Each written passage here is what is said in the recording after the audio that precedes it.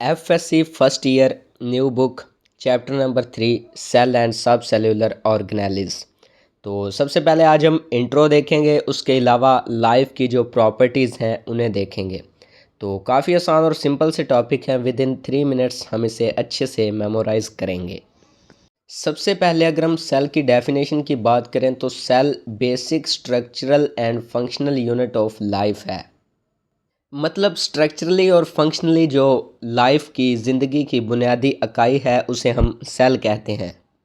Cell की study में हम क्या क्या पढ़ते हैं? सबसे पहले स्ट्रक्चर को पढ़ते हैं, सेल वॉल, सेल मेम्ब्रेन, और दूसरी जो ऑर्गेनेलिज हैं, मतलब सेल के अंदर छोटे छोटे सब सेल्यूलर स्ट्रक्चर होते हैं, उन्हें हम ऑर्गेनेलिज कहते हैं। नेक्स्ट हम इसमें स्टडी करते हैं प्रोकैरियोट वर्सेस यूकैरियोट सेल्स। इनमें क्या सिमिलैरिटीज़ हैं, क्या डिफरेंसेस हैं, उन्हें हम स्टडी करते हैं। सेल जो हैं वो सिग्नल्स भी देते हैं, जैसा कि अगर हम देखें तो वाइट ब्लड सेल्स को जब सिग्नल मिलता है किसी इन्फेक्शन का तो वहाँ फ़ौरन पहुँच जाते हैं फ़ाइट करने के लिए उस इन्फेक्शन के ख़िलाफ़। नेक्स्ट हम क्या करते हैं इसमें स्टडी, वो है मेम्ब्रेन ट्रांसपोर्ट मैकेनिज़्म। तो स्टेम सेल्स और उनकी टाइप्स को हम इसमें डिस्कस करते हैं। नेक्स्ट है जी काफ़ी important topic, basic properties of life. तो ज़िंदगी की 7 बेसिक प्रॉपर्टीज़ हैं जो कि लिविंग ऑर्गेनिजम्स शो करते हैं। अगर हम सबसे पहले प्रॉपर्टी को देखें तो ये है जी मूवमेंट, मतलब मोटिलिटी, एक जगह से दूसरी जगह मूव करना। सेल जो हैं can move or show internal movements. Cells की जो हैं इंटरनल अंदरूनी मूवमेंट्स हो सकती हैं, जैसा कि स्पर्म सेल्स हैं वो यूजिंग फ्लैजेला को यूज़ करते हुए मूव करते हैं, और वाइट ब्लड सेल जो हैं इन्फेक्शन के साथ फाइट करने के लिए फ़ौरन स्पॉट पर पहुंच जाते हैं। नेक्स्ट अगर हम बात करें तो न्यूट्रिशन, जो सेल हैं वो न्यूट्रिएंट्स को हासिल करते हैं अपनी सराउंडिंग से, इर्द गिर्द के माहौल से।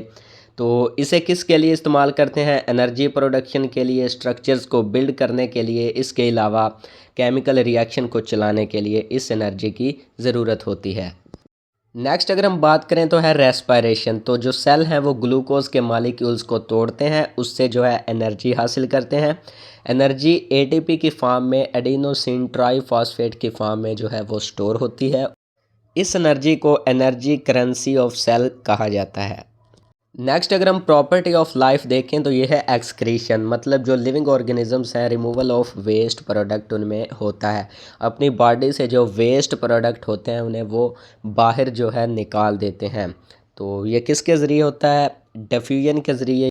तो वेस्ट को रिमूव करने का फ़ायदा क्या होता है? जो बॉडी है वो बच जाती है टॉक्सिक, मतलब जहरीले मटेरियल से।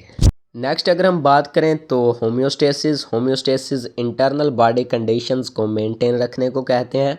मतलब इंसान का जो बॉडी टेम्परेचर है वो 37 डिग्री सेल्सियस के राउंड अबाउट बॉडी ने रखना होता है। तो इससे जो मेंटेनेंस है, इस मेंटेनेंस को कहेंगे होम्योस्टेसिस।